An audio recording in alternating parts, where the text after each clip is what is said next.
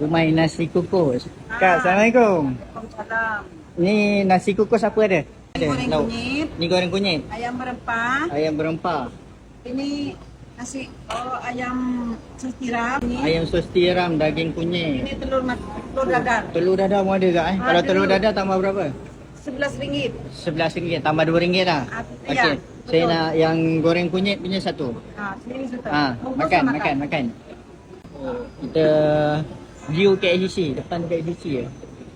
Sini boleh duduk mana-mana. Sampai ujung. Oke. Okey. Sila makan sini. Makan sini ayam kunyit kak. Ayam kunyit. Nasi kukus kak eh? Nasi kukus. Sayur oke? Sayur boleh kak? Boleh. Boleh. Sayur boleh. Okey, dapat apa lagi? Oke, ini sila diri kuahnya. Yang ni apa? Ini kuah kari. Ha? Ini sambal manis. Yang bekas belakang. Oh, yang ni cedok sendiri. Makan cedok kan boleh? Oh, Baru rasa lebih mantap. Kurang ke? Okey, lagi sikit. Yang sebelah. Ini Tu boleh? kak ikan ke mana yang letak? Mau letak sini? Boleh? Oke. Ui, masya-Allah. Kak nak telur dadar ke kak? Telur dadar. Telur dadar. RM11. RM11 eh? Oke.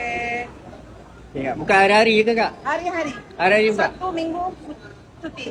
Satu dari hari Senin cuti? sampai Jumaat. Oh, Isnin sampai Jumaat. Okey. Okey, dekat mana kak? Hah? Kedai dekat mana? BSN. Dekat Pukul BSN. Ha. Depan KLCC, sebelah KLCC. Oke. Okey. Terima kasih. Saya makan dulu eh. Oke, sama Bismillah. kan.